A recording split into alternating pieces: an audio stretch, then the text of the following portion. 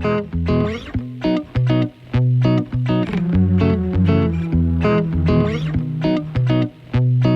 दोस्तों, हमारे चैनल पर आप सभी का स्वागत है। तो चलिए आज हम देखेंगे सर्कुलर मोशन का। सर्कुलर मोशन क्या होता है, इसके एक ही वीडियो में हम वर्टिकल सर्कुलर मोशन और कुछ बेस सर्कुलर मोशन के बेसिक कंसेप्ट देख सकते हैं। एक ही वीडियो में हो जाएगा हमारा। तो सबसे पहले हम देखते हैं सर्कुलर मोशन की। सर्कुलर मोशन उसे बोलते हैं जब कोई भी पार्टिकल एक पॉइंट के, एक कांस्टेंट पॉइंट के चारों तरफ अराउंड रिवॉल्व करता है या मूव करता है, तो उस मोशन को हम सर्कुलर मोशन कहते हैं ना। इसमें दो फोर्स लगते हैं ना। सर्कुलर मोशन तभी पॉसिबल है जिसमें फोर्स रहेंगे। एक सेंटर की तरफ रहता है, एक टेंजेंशियल। जो सेंटर की तरफ रहता है उसे हम रेडियल फोर्स कहते हैं। ठीक है, सेंटर इनवर्ड या आउटवर्ड दोनों तरफ हो सकता है। और एक टेंजेंशियल की तरफ रहता है जिसे हम टेंजेंशियल फोर्स कहते हैं, तभी तो वो आगे जाएगा।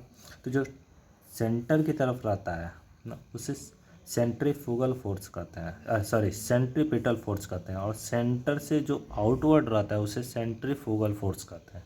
ठीक है, ऐसे ही जो सेंटर की तरफ एक्सेलरेशन रहता है उसको हम क्या बोलते हैं, सेंट्रीपिटल एक्सेलरेशन। जो टेंजेंशियल रहता है उसको हम टेंजेंशियल एक्सेलरेशन कहते हैं। इसके वेलोसिटी v मान लेते हैं। ठीक है, तो यहाँ पे एक अंदर की तरफ एक्सेलरेशन लग रहा है और एक टेंजेंशियल लग रहा है, तो इसका जो रिजल्टेंट होगा वो इधर ही कहीं होगा, ऐसे ए। तो इसको हम वेक्टर लॉ से कैसे जोड़ सकते हैं, दोनों परपेंडिकुलर है। वेक्टर लॉ से हमारा A equal to under root में A T square plus A C square हो जाएगा हमारा। ठीक है, तो अब देखते हैं यूनिफॉर्म सर्कुलर मोशन के लिए क्या कंडीशन होता है। कि जैसे कि मतलब इसमें हम दो एक्सेलरेशन देखेंगे ना, दो, एक एसी और सेंट्रीपिटल है और एक टेंजेंशियल एक्सेलरेशन है। इसको कंडीशन देखते हैं कि कब पॉसिबल हो सकता है सर्कुलर मोशन। तो मान लेते हैं यहाँ पे या ए रिजल्टेंट हमारा ये है।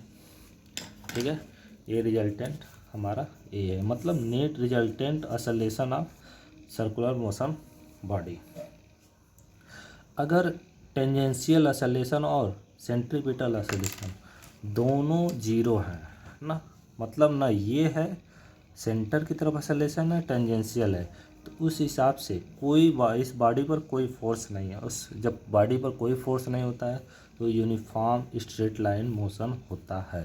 ठीक है, नेक्स्ट कंडीशन हम देखते हैं,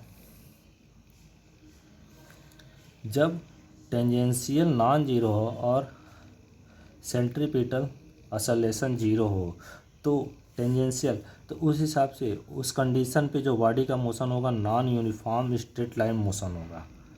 ठीक है, non uniform straight line motion कैसे, जैसे देखो यहाँ पे एक एक्सेलरेशन तो लग ही रहा है टेंजेंशियली, इधर नहीं लग रहा है। ठीक है, इधर कोई नहीं है तो बॉडी ऐसे सीधा जाएगा, लेकिन इसका एक्सेलरेशन चेंज होता रहेगा। ठीक है, एक्सेलरेशन चेंज होता रहेगा, इस वजह से इसे non uniform straight line motion कह देते हैं।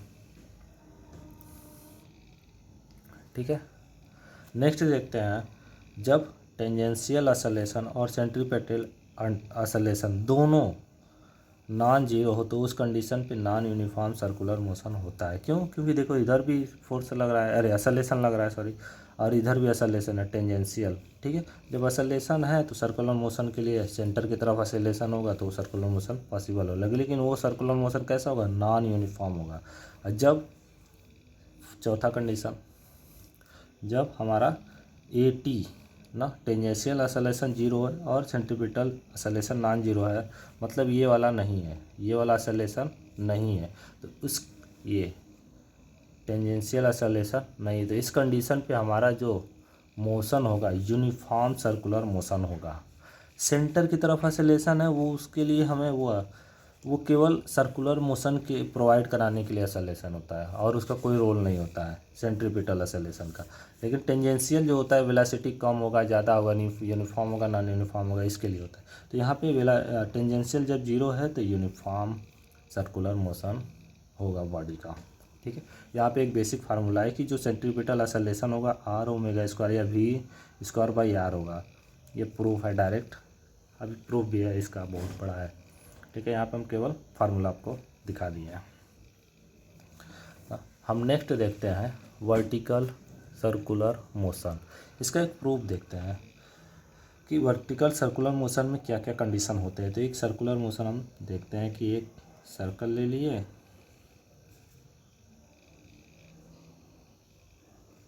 ठीक है, एक सर्कल ले लिए और यहाँ पे एक बॉडी ले लिए ना। ये बॉडी हमारा पॉइंट पी पे मान लेते हैं, ठीक है, पॉइंट पी पे है।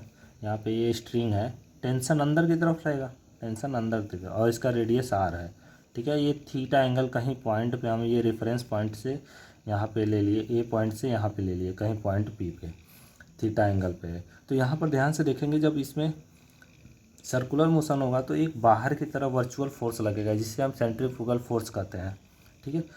तो यहाँ पे एक इसका जो मास काम करेगा वो नीचे की तरफ काम करेगा, ये भी एंगल थीटा हो जाएगा क्योंकि ये पैरेलल है और ये बाई इंटरसेक्ट लाइन है, तो ये भी थीटा, ये भी थीटा। तो इसका एक कंपोनेंट है एम जी कास थीटा, इधर हो जाएगा एम जी साइन थीटा हो जाएगा। तो इधर आ गया, तो इधर एक और फोर्स काम करेगा, इसे हम यम भी स्क्वायर बाई आर कहेंगे। ये सेंट्रीफ्यूगल फोर्स होगा जो वर्चुअल होता है, ठीक है। हमको आवाज़ होता है, कभी रस्सी बांध के घुमा लीजिएगा, देखेंगे वर्टिकल। तो यहाँ पे ये हो जाएगा। और टेंशन अंदर की तरफ, तो टेंशन इन स्ट्रिंग चूँकि ना इधर जा रहा है ना इधर जा रहा है, इधर उधर कहीं नहीं जा रहा है, तो मतलब ये जो रेडियल फोर्स है, नेट रेडियल फोर्स, वो जीरो होगा। जीरो होगा तभी तो इधर उधर नहीं जा रहा है, केवल ऐसे सर्कल में मूव कर रहा है, सर्कल में, ठीक है। तो ये वाला फोर्स इसके बराबर हो जाएगा M G cos theta plus M V square by R. तो यहाँ पे tension in string M G cos theta plus half M B square हो जाएगा। इसको इधर लाते हैं तो T minus M G cos theta equal to M B square by R, ठीक है। अब हम देखते हैं let the body reached at C. मान लेते हैं बॉडी यहाँ पे पहुँच गया सी पर, मान लेते हैं सी पे पहुँच गया, तो उस कंडीशन में इसकी वेलोसिटी धीरे धीरे कम होगी, इसकी वेलोसिटी धीरे धीरे कम होगी। तो मतलब काइनेटिक, यहाँ पे काइनेटिक एनर्जी में चेंज जो है पोटेंशियल एनर्जी में चेंज के इक्वल होगा। कैसे? यहाँ पे पोटेंशियल एनर्जी कम होगा, यहाँ पे पोटेंशियल एनर्जी ज़्यादा होगा, यहाँ पे काइनेटिक एनर्जी ज़्यादा होगा, यहाँ पे काइनेटिक एनर्जी कम होगा। चूँकि एनर्जी क्या है, स्केलर क्वांटिटी है, तो वो एनर्जी कंजर्वेशन से काइनेटिक एनर्जी जो है पोटेंशियल एनर्जी के इक्वल होगा ना। तो काइनेटिक एनर्जी का फार्मूला क्या होता है? काइनेटिक एनर्जी का फार्मूला क्या होता है? हाफ एम बी स्क्वायर होता है। इसी को ध्यान में रखते हुए, और पोटेंशियल एनर्जी का एम जी एच, ठीक है, इसी दोनों फार्मूला का ध्यान में रखते हुए यहाँ पे हम फार्मूला देखिए लगा रहे हैं कि half M V P square change potential energy में चेंज वी पी का स्क्वायर माइनस वी सी का स्क्वायर हो जाएगा is equal to M G R का थीटा प्लस आर। इसको हम देखेंगे तो पता चल जाएगा कैसे कि कितना ऊपर गए हैं, कितना ऊपर गए हैं। यहाँ से देखेंगे जब ये आर है तो ये आर का थीटा हो जाएगा, और यहाँ से यहाँ तक और गए हैं तो आर प्लस आर का थीटा हो जाएगा। इतना हाइट ऊपर गए हम, उतना हाइट ऊपर गए हैं, आर का थीटा प्लस आर। इतना यहाँ पे बॉडी है, यहाँ पे सी पे पहुँच गए आर, ठीक है।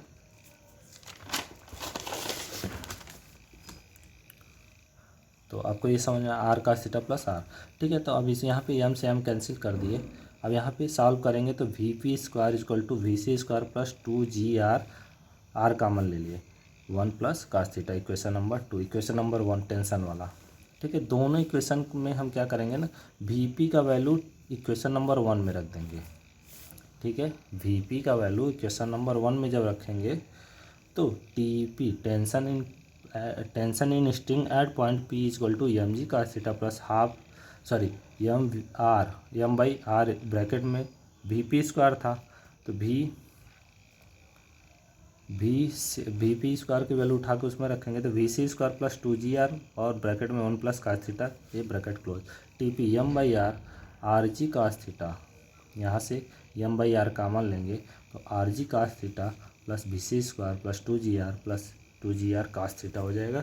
ये दोनों को ऐड करेंगे 3 जी आर कास थीटा, यहाँ से कॉमन लेंगे, टी पी इक्वल टू एक इक्वेशन और बन गया हमारा, ठीक है। अब हमें ये पता है कि एट पॉइंट सी पे थीटा इक्वल टू 180 डिग्री होता है। अरे यहाँ रेफरेंस पॉइंट हम यहाँ से लिए थे नीचे से, जैसे ऐसे था तो हम रेफरेंस पॉइंट यहाँ से लिए थे, तो यहाँ से यहाँ तक चलने में थीटा कितना हो गया 180, 180 डिग्री। तो वही थीटा इजक्वल टू 180 उठा के इसमें रख देते हैं वैल्यू, थीटा की वैल्यू। जब T P equal to M by R V P C पे आ गए हम, और इस समय हम सी पे आ गए। तो V C square plus G R bracket में 2 + 3 एक cos 180, cos 180 की वैल्यू -1 होता है। सॉल्व करेंगे तो T P equal to M by R V C square minus G R हो जाएगा। ठीक है, अब एट पॉइंट पी सी पे वेलोसिटी मिनिमम होगा, क्योंकि जैसे जैसे ऊपर जाएंगे वेलोसिटी क्या हो जाएगा, घटता चला जाएगा, वो मिनिमम हो जाएगा। और टेंशन जो है रस्सी में मिनिमम लगभग अप्रॉक्स 0 हो जाएगा। तो जब हम ये वाले वैल्यू 0 के बराबर करेंगे तो M by R V C square minus G R, जब इसको सॉल्व करेंगे तो V C square minus G R equal to 0, V C equal to root में जी आर। इसी को क्रिटिकल वेलोसिटी कहते हैं। क्रिटिकल वेलोसिटी वो वेलोसिटी होता है जिससे जो सर्कुलर मोशन हो रहा है किसी बॉडी का, वो मिनिमम वेलोसिटी हो सकता है उसको हम, जिससे कि सर्कुलर मोशन आपका पॉसिबल हो, उस मिनिमम वेलोसिटी को हम क्रिटिकल वेलोसिटी कहते हैं। आगे हम देखते हैं इक्वेशन नंबर 3 में उठा के हम यह कहिए वी सी की वैल्यू जी आर रूट में G R, T P M by R root में वी सी स्क्वायर था तो जी आर रख दिए। इसको सॉल्व करेंगे तो हम T P equal to M G R by R, यहाँ से जी आर कॉमन ले लेंगे तो 1 + cos थीटा, जी आर से R cancel, T P equal to T 3 mg 1 + cos theta. अब ये फिर वी सी की वैल्यू उठा के इक्वेशन नंबर 2 में रखेंगे तो हमारा क्या आएगा, V P square equal to G R plus 2GR 1 + cos theta, V P square G R bracket में 3 + 2 cos थीटा हो जाएगा। वी पी रूट में क्या हो जाएगा आपका स्क्वायर रूट में जी आर 3 + 2 cos थीटा। अब ध्यान से देखेंगे इसमें केवल एक ही चीज़ वेरिएबल है दोनों में, टीपी वाले में T P equal to 3mg 1 + cos theta में केवल थीटा वेरिएबल है, नीचे से ऊपर जाएगा थीटा बढ़ता चला जाएगा। तो एट पॉइंट सी पे हम देखेंगे यहाँ पे थीटा इक्वल टू 180 उठा के इसमें वैल्यू रखेंगे तो सी पे हो जाएगा, ये सी हो जाएगा। ठीक है, तो 3mg 1 + cos 180 और यहाँ पे रखेंगे तो ये वैल्यू कितना हो जाएगा, ये -1 होगा तो 1 - 1 0 होगा, T C equal to 0, V C root में जी आर 3 + 2 cos 180 की वैल्यू -1, 3 में से -2 गया 1 आएगा रूट में जी आर, अभी जो पिछला हम निकाले थे। ठीक है, अब हम देखेंगे पॉइंट बी पर थीटा इक्वल टू 90 होगा। क्यों, क्योंकि यहाँ पे हम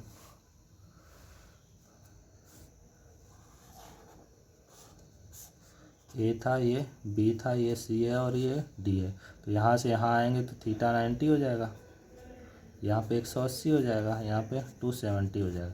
हम केवल इतना ही ले रहे हैं, बाकी की बात यही हो जाएगा। तो देखेंगे हम क्या बी पर, तो टी ये बी हो जाएगा, तो 3mg 1 + cos 90 डिग्री, तो टी बी इक्वल टू ये 0 हो जाएगा, T B equal to 3mg हो जाएगा। और वी पी रूट में जी आर 3 + 2 cos 90 क्या हो जाएगा, V P equal to 3mg। At point A theta equal to 0, क्योंकि या तो 360 ले लीजिए या तो 0 ले लीजिए, बात एक ही होगा। तो T A B A 3mg 1 + cos 0 की वैल्यू 1 होती है, यहाँ पे आपका 1 + 1 2 3 2 जा 6 mg और v equal to G R 3 + 2 5 रूट जी आर हो जाएगा। अब ध्यान से देखेंगे हम इस पॉइंट पे थीटा 0, इस पॉइंट पे थीटा 90 डिग्री, यहाँ पे थीटा 180, यहाँ पे थीटा 270, फिर यहाँ पे थीटा 360 हो जाएगा। ठीक है, तो यहाँ पे बॉडी मान लो यहाँ पे रहेगा, तो यहाँ पे बॉडी जब रहेगा तो उसमें टेंशन टी ए कितना था हमारा 6 mg और वी ए कितना था रूट में 5GR, और यहाँ पे ब्लैक पेन से लिखा है टी बी कितना था 3 mg और वी बी आपका रूट में 3GR। ठीक है, यहाँ पे TC अप्रॉक्स 0 है और VC हमारा √GR। ठीक है, तो जैसे जैसे नीचे से ऊपर जाएगा वेलोसिटी घटता चला जाएगा और रस्सी में टेंशन भी कम होता चला जाएगा। मैक्सिमम पॉइंट पे हमारा टेंशन 0 हो जाएगा। ठीक है, तब जब ये मिनिमम वेलोसिटी √GR रहेगा तभी हमारा सर्कुलर मोशन कंप्लीट होगा, वरना वो नीचे चला आएगा। ठीक है, ये हमारा कंप्लीट वर्टिकल सर्कुलर मोशन का वीडियो था। ठीक है, which point maximum weight eight which point, तो option A, D, B, C और C, B और D, A। तो किस पॉइंट पे बॉडी जो है मैक्सिमम पॉइंट और मैक्सिमम वेट होगा, तो वो हमारा कौन सा होगा, यहाँ पे mg नीचे की तरह काम करेगा और mv²A/r इधर रहेगा। यहाँ पे दोनों नीचे काम करेगा, mg प्लस mv²/r। ठीक है, और यहाँ पे माइनस में हो जाएगा mg माइनस mv²/r। तो सबसे कम यहाँ पे फील होगा वेट, सबसे ज़्यादा वेट यहाँ पे होगा। ठीक है, तो एट पॉइंट ए पे हमारा वेट मैक्सिमम होगा और कितना होगा, mg प्लस हाफ mv² हो जाएगा। ठीक है, आज के लिए इतना ही। बहुत बहुत धन्यवाद।